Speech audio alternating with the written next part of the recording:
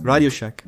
Radio Shack était jadis un géant de l'électronique, un repère pour les bricoleurs, les technophiles, et ceux cherchant une nouvelle télécommande ou des disquettes. Que vous refassiez le câblage d'une carte électronique, amélioriez votre chaîne stéréo, ou aviez besoin d'un adaptateur de câble, Radio Shack était là pour vous. Mais ensuite, le silence. Les rayons se sont vidés, les magasins ont fermé, et la marque autrefois au cœur de la révolution technologique s'est lentement éteinte dans le bruit statique. Quelles ont été les causes du déclin de Radio Shack sur plusieurs années, menant à sa faillite et sa disparition du grand public? Alors qu'il est aujourd'hui impossible d'imaginer un monde sans achats en ligne, il fut un temps, il n'y a vraiment pas si longtemps, où les magasins physiques dominaient le paysage de la vente au détail. Les géants comme Amazon n'étaient pas encore la norme.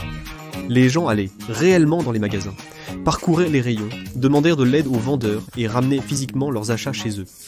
Dans les années 1920, Radio Shack a débuté comme magasin d'électronique, spécialisé dans la vente de radio, comme l'indique son nom. Eh bien, avec le temps, Radio Shack a réussi à s'imposer solidement dans ce secteur du marché. C'était le meilleur magasin d'électronique, offrant d'abord des lecteurs 8 pistes, puis des lecteurs CD portables. Par la suite, ils ont vite exploité l'accès croissant des foyers à la télévision par satellite, au câble et au téléphone portable. Au fil de l'évolution de la technologie grand public, Radio Shack s'efforçait de suivre le rythme en proposant les gadgets les plus récents et leurs composants essentiels. Pendant un certain temps, ça a fonctionné. Ils sont devenus l'endroit incontournable pour une clientèle croissante qui dépendait de plus en plus de la technologie dans la vie quotidienne. Mais c'est après l'an 2000 que les failles ont vraiment commencé à apparaître.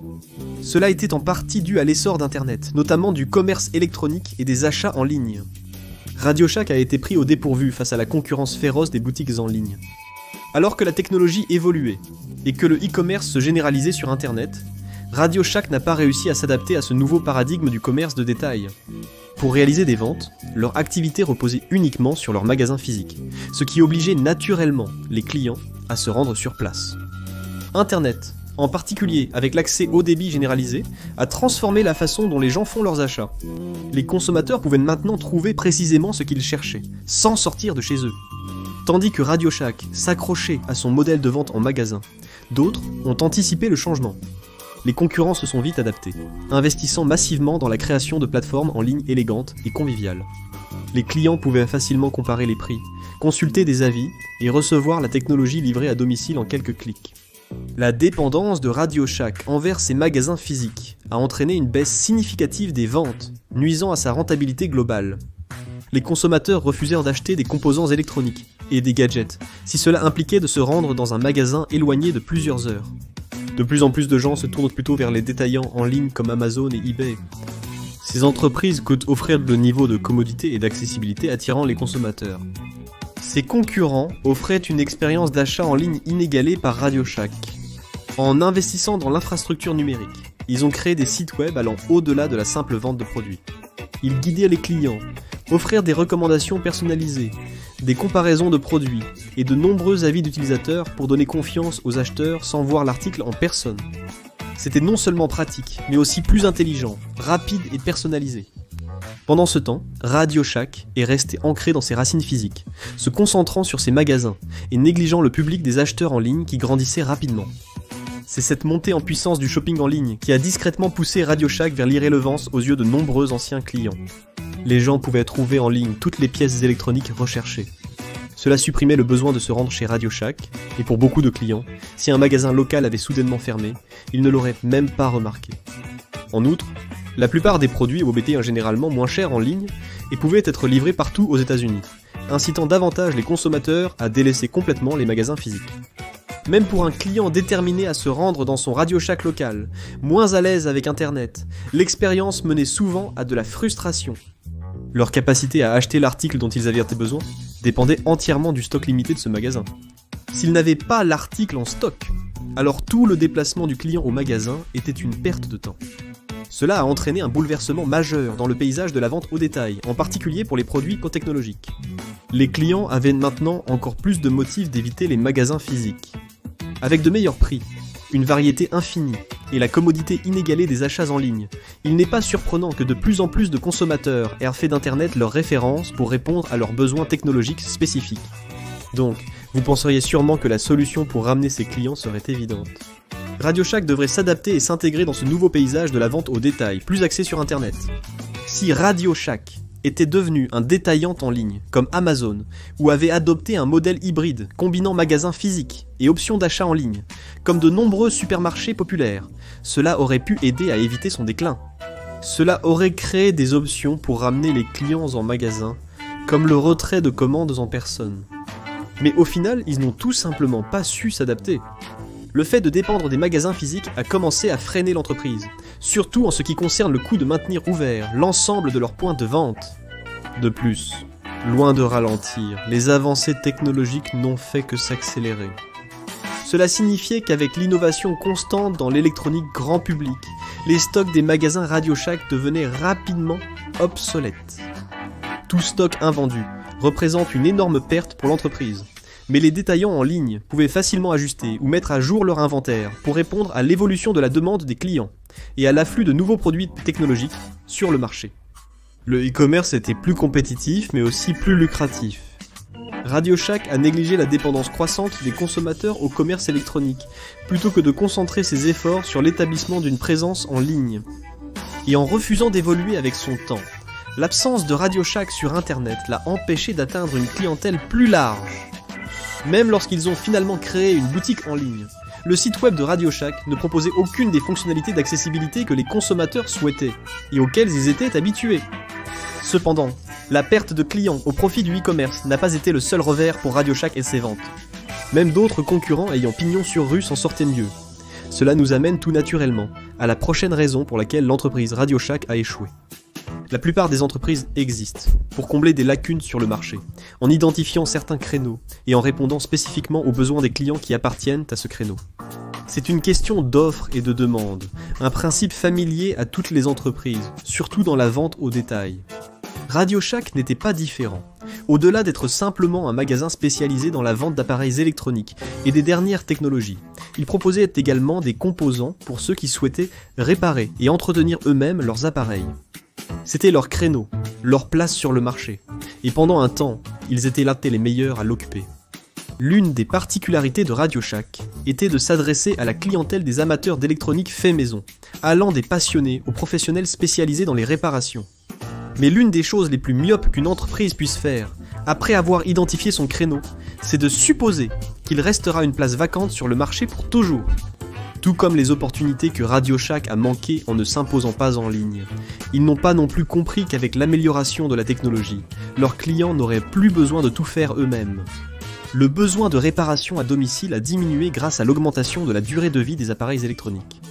Alors que les consommateurs se désintéressaient progressivement des projets électroniques do-it-yourself, Radio Shack persistait à vendre les mêmes composants et kits qu'ils avaient toujours offerts. Le déclin du marché de l'électronique do-it-yourself a entraîné une baisse de la clientèle de Radio Shack. La technologie devenait plus avancée et accessible au grand public. Comparez la facilité d'une personne ayant grandi dans les années 2000 à résoudre un problème informatique par rapport à quelqu'un des années 70. Avec la banalisation de la technologie, la demande pour les composants électroniques et les kits fournis par Radio Shack a diminué.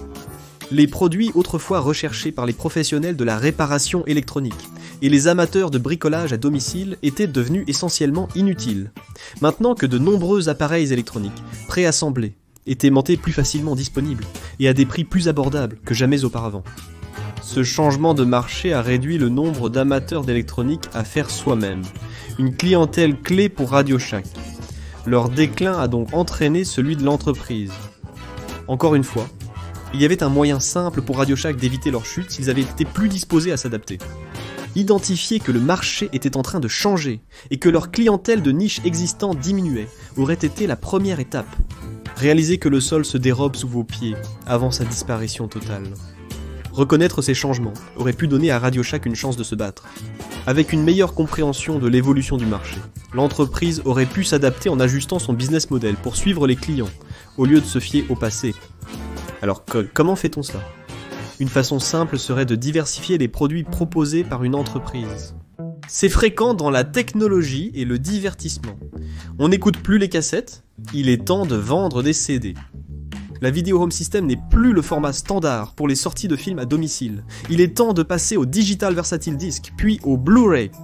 Les entreprises qui anticipent les changements et adaptent leur modèle économique en conséquence, ont tendance à survivre plus longtemps. Radio Shack a continué à miser sur un cheval perdant, pensant pouvoir poursuivre la vente d'appareils électroniques et de composants traditionnels comme avant. En ne reconnaissant pas le virage des consommateurs vers les nouvelles technologies, Radio Shack a manqué une occasion cruciale de réajuster son offre de produits. Ils n'ont pas su s'adapter assez rapidement pour profiter du changement de la demande, et c'est la dure réalité de l'offre et de la demande. Avoir des étagères remplies de stock ne sert à rien si personne ne veut ce que vous vendez. Autrefois, stocker des gadgets obsolètes et des composants rares était viable, mais dans un monde en constante évolution, s'accrocher aux anciens stocks signifie simplement être dépassé. Même apporter les changements nécessaires en réponse à un marché en évolution ne garantit pas non plus le succès de l'entreprise. Radio Shack a effectivement opéré quelques changements stratégiques dans son offre de produits en réponse à certaines évolutions du marché. L'arrivée des téléphones portables, smartphones et tablettes a révolutionné l'industrie technologique et par extension, le monde de la vente au détail. Plus précisément l'électronique grand public. Vu la rapidité à laquelle ces appareils sont devenus le moyen de communication principal, les clients avaient besoin d'entreprises capables de répondre à l'évolution de leurs besoins technologiques. Au début des années 2000, Radio Shack a effectué un virage stratégique vers la vente de téléphones portables et d'accessoires associés. Mais ils n'étaient pas vraiment bien préparés à la façon dont ce changement du marché allait bouleverser leur modèle économique. Pour Radio Shack, exploiter le marché croissant des téléphones portables fut sans aucun doute une décision lucrative, du moins pendant un temps. Les ventes de téléphones portables représentaient environ la moitié de leur vente totale en 2014, grâce en partie à une forte concentration de ces produits. Cependant, réduire de moitié l'offre ne garantit pas une demande constante ou identique, bien qu'ils représentaient plus de 50% de leur vente totale. Les téléphones portables généraient des marges bénéficiaires assez faibles pour l'entreprise. De plus, en 2007, le lancement de l'iPhone d'Apple a révolutionné le marché des téléphones portables et les attentes des consommateurs. Désormais, les smartphones étaient une option, bien que plus coûteuse. Cependant, cela représentait une nouvelle différence sur le marché, à laquelle Radio Shack n'était pas préparé à répondre. Continuer à offrir des téléphones portables aux personnes non intéressées par les smartphones n'était pas viable pour eux. La vente de téléphones a aussi changé, les gens les achetant surtout directement chez leurs opérateurs. De nombreux opérateurs mobiles pouvaient aussi proposer l'accès aux derniers modèles via des paiements réguliers, ce qui était bien moins coûteux pour beaucoup de clients. Cela signifiait qu'ils pouvaient profiter des avantages d'avoir le dernier smartphone, sans avoir à débourser le prix de détail complet d'un seul coup. Au lieu de reconnaître et de s'adapter à l'évolution rapide du marché des technologies grand public, Radio Shack s'est obstiné dans sa niche traditionnelle qui rétrécissait rapidement. En refusant d'évoluer avec sa clientèle, le modèle économique de l'entreprise est devenu obsolète et insoutenable. Les marges bénéficiaires ont drastiquement chuté et la baisse des ventes a forcé l'entreprise à déclarer sa première faillite d'une série.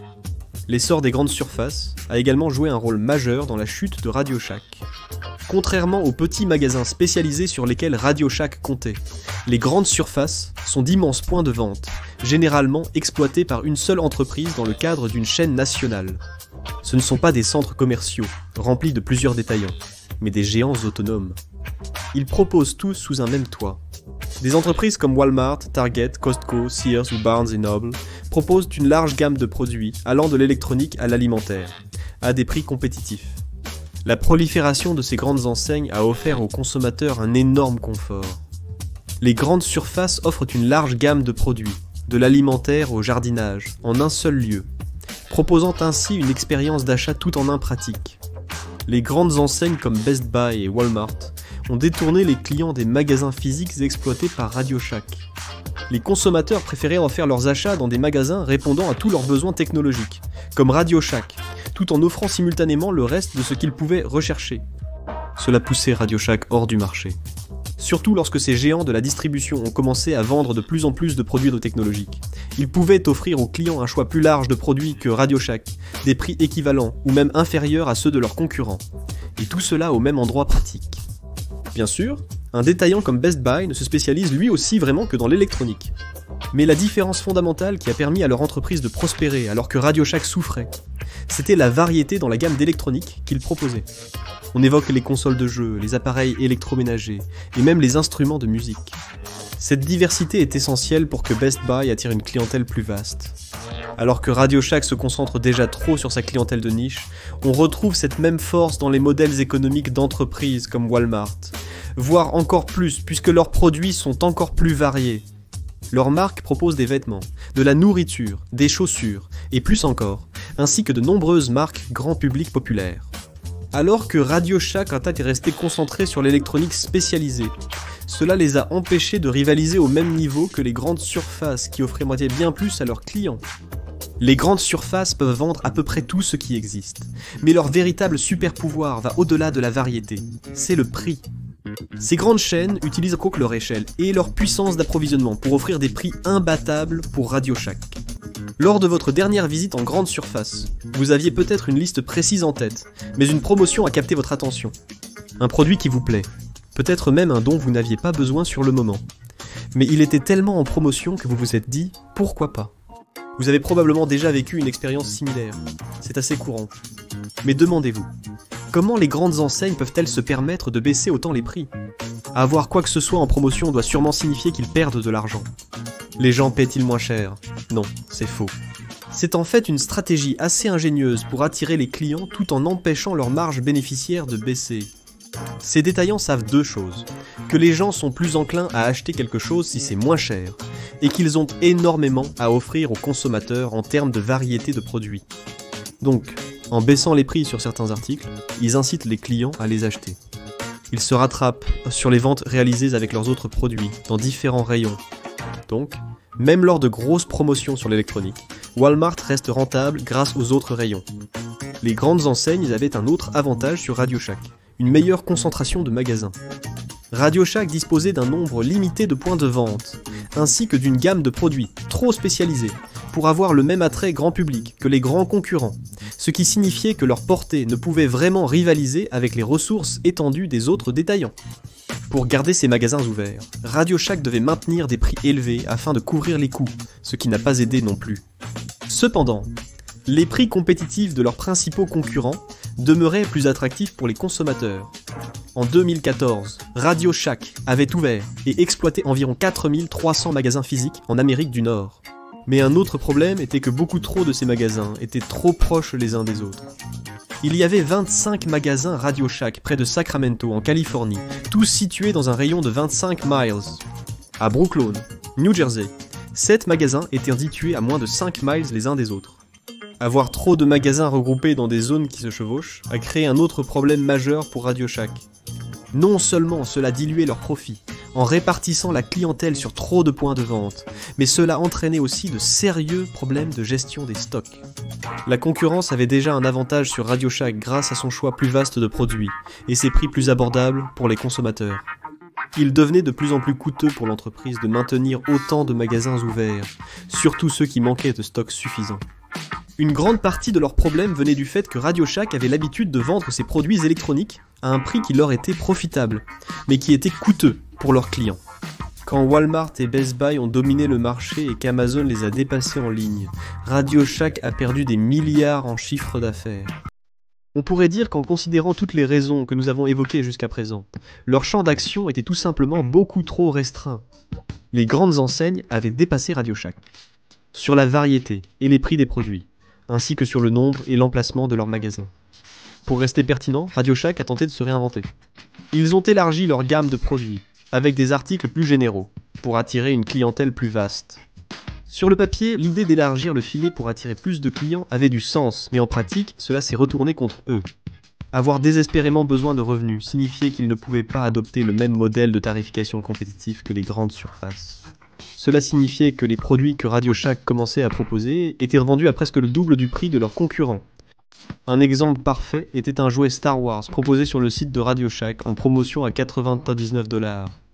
Mais ce même article pouvait être trouvé chez Walmart pour 20$ de moins, ainsi qu'à un prix similaire sur Amazon. En plus de leur prix élevé, les magasins Radio Shack avaient des limites physiques évidentes. Les magasins des grands détaillants étaient bien plus grands que ceux de Radio Shack, obligeant ces derniers à sélectionner leur stock plus minutieusement vu la taille réduite de leurs points de vente. Les produits bruts ne peuvent être vendus sans place sur les étagères. L'essor des grandes surfaces a rendu Radio Shack obsolète pour les consommateurs. Pourquoi se rendre dans un magasin spécialisé alors que Walmart ou Target proposent tout ce dont on a besoin ? Ou mieux, Achetez en ligne tout ce dont vous avez besoin et faites-le livrer directement chez vous. Nous avons déjà exposé quelques raisons pour lesquelles Radio Shack s'est effondré sur lui-même. Et croyez-nous, il y en a d'autres à venir. Au fil de notre exposé, nous avons mis en avant des moyens par lesquels leur entreprise aurait pu survivre, établir une présence en ligne, identifier les tendances changeantes du marché et mettre à jour leurs produits et leur modèle commercial pour s'y adapter. Il y a un principe fondamental qui relie toutes ces suggestions. Si Radio Shack en avait été plus conscient, ils auraient pu éviter l'effondrement. Et ce principe, c'est l'importance de l'expérience client. Un autre facteur ayant contribué à l'échec de Radio Shack était l'ambiance ressentie dans leurs magasins. De nombreux consommateurs se sentaient à l'étroit et submergés par des produits dépassés, créant un sentiment d'aliénation. La façon dont les gens se sentent en visitant votre entreprise est cruciale pour déterminer s'ils deviendront des clients réguliers, même si cela peut sembler anodin. Et cela concerne autant les pratiques de l'entreprise que l'agencement de ses magasins. L'expérience va au-delà du feng shui. Elle inclut tout, du service du commerçant au prix et à la diversité des produits. Bien sûr, il ne suffit pas de souhaiter une meilleure expérience pour les clients pour qu'elle se réalise. Il faut investir dans des moyens pour y parvenir. Pour comprendre ce qui est important pour les consommateurs, de nombreuses entreprises organisent des groupes de discussion en invitant des membres du public à venir parler de ce qui les attire vers une entreprise. Les experts du secteur de la vente au détail et les consommateurs ont spéculé sur la possibilité de voir Radio Shack renaître à un moment donné. Après tout, que leur nom de marque reconnaissable suscite toujours une certaine nostalgie chez ceux qui ont connu l'âge d'or de l'entreprise. Mais une résurrection d'outre-tombe ne serait possible que si Radio Shack parvenait à revoir complètement son modèle économique. Cela signifie mieux comprendre ce que veulent les consommateurs et investir dans des facteurs qui améliorent l'expérience globale du client. Il doit aussi être flexible, en s'adaptant aux nouvelles tendances ou aux changements du marché. C'est un exercice d'équilibre délicat, mais la concurrence semble y être parvenue. Cependant, il faudrait une équipe de direction très avisée pour réussir. Et cela nous amène à l'une des plus grandes raisons, sinon la plus grande, pour lesquelles Radio Shack a échoué. Entre 2005 et 2014, Radio Shack a changé de directeur général 7 fois différents. Et cette direction constamment changeante n'a certainement pas aidé les efforts de l'entreprise pour redresser la situation lorsqu'il s'agissait de rétablir leur rentabilité. Radio Shack connaissait des pertes depuis 2012. En 2013, Joseph Magnacca est devenu le nouveau président-directeur général dans le but d'accélérer à nouveau les choses au sein de l'entreprise. L'objectif était, 2 ans après l'arrivée de Joseph Magnacca comme président-directeur général, de redevenir rentable. Vous pouvez deviner la fin. Pour rétablir leur rentabilité d'ici 2015, Radio Shack a investi dans des éléments visant à améliorer l'expérience client. Les magasins ont été rénovés, de nouveaux produits introduits, et l'entreprise a investi dans des campagnes marketing plus agressives. Cependant, une fois ces changements implémentés, les résultats étaient bien en deçà des attentes de Magnacca. Investir dans ces changements signifiait que les coûts augmentaient, mais Radio Shack n'attirait pas suffisamment de nouveaux clients pour compenser cette hausse des coûts. De plus, le flot continu de nouvelles directives envoyées aux employés, une tentative de la direction de sauver rapidement l'entreprise en difficulté, n'a fait qu'aggraver la situation. La confusion s'est accrue. Les attentes changeaient chaque semaine. Les employés devaient atteindre des objectifs changeants, sans directive ni soutien adéquat, ce qui a miné leur morale. Une main-d'œuvre mécontente entraîne une nouvelle baisse des bénéfices. En plus des problèmes de gestion, l'entreprise a connu plusieurs erreurs financières aux conséquences très négatives. Vous rappelez-vous que nous avons indiqué que les bénéfices de Radio Shack étaient si faibles en 2012 qu'ils étaient négatifs? Pour rester solvable, l'entreprise a dû compter sur des injections de capitaux. Après tout, ils devaient continuer à payer leur personnel et les autres coûts d'exploitation de leurs magasins physiques. Radio Shack a obtenu 585 millions de dollars de General Electric Capital, la division des services financiers de General Electric. Mais ce n'était pas un don. C'était une ligne de crédit, ce qui signifie que Radio Shack devrait rembourser cet argent au fil du temps, ce qu'ils auraient dû pouvoir faire tant qu'ils restaient rentables. Ah, ce n'était pas le seul prêt reçu par l'entreprise. Salus Capital Partner, une société de prêt adossée à des actifs pour entreprises du marché intermédiaire, a accordé 250 000 dollars à Radio Shack. Mais ce prêt comportait aussi des conditions spécifiques que Radio Shack devait respecter, dont une stipulant qu'il ne pouvait pas fermer plus de 200 magasins en un an, sauf permission de Salus Capital Partners. Cela, bien sûr, a laissé à Radio Shack moins d'options lorsqu'il s'agissait de réduire les coûts. Ne pas pouvoir fermer plus de 200 magasins par an signifiait qu'ils devaient compter sur leurs emplacements physiques, qui ne rapportaient pas grand-chose en termes de bénéfices. Malgré cela, Radio Shack a tenté de redresser la barre. Perdant de l'argent et accablé par trop de magasins peu performants, la société a annoncé en 2014 son intention de fermer plus de 1000 magasins physiques, soit près de 20% de l'ensemble de ses points de vente. L'objectif était simple, réduire la taille de l'entreprise, baisser les coûts et faire durer le reste de leurs prêts. Alors que le plan de Salah commençait à fonctionner, ses partenaires financiers sont intervenus pour le bloquer. Ils doutaient que les fermetures stabiliseraient l'entreprise et refusaient de laisser Radio Shack prendre des risques avec le peu de marge financière restante. L'entreprise ne pouvait pas investir dans l'amélioration de sa marque tout en luttant sous le poids de ses coûts croissants. Pendant les fêtes de l'an de 2014, ils ont à nouveau fait faillite. On peut dire sans risque que la réponse à la question « Pourquoi Radio Shack a-t-elle échoué ?», n'est pas simple, mais leur chute peut être attribuée à une combinaison de plusieurs problèmes majeurs. Ils ont manqué des opportunités de s'adapter à une industrie en mutation, n'ont pas adopté l'e-commerce, ont pris de mauvaises décisions stratégiques et ont négligé l'expérience client. D'autres détaillants, et surtout les entreprises de technologie grand public, peuvent au moins regarder la chute de Radio Shack et y voir plusieurs rappels de ce qu'il ne faut pas faire. Les leaders actuels du marché de la technologie ont toujours su suivre les avancées technologiques. Ils ont permis des changements et une évolution au sein de leurs modèles commerciaux, afin de rester à la pointe. Comprendre l'importance des évolutions du secteur et des tendances émergentes a non seulement permis à ces entreprises de s'adapter à temps, mais leur a aussi appris combien il est essentiel d'anticiper les changements sur l'ensemble du marché. Une entreprise qui reste la même trop longtemps, c'est comme quelqu'un qui ne sait pas nager et qui se retrouve entouré de requins, condamné dans l'eau.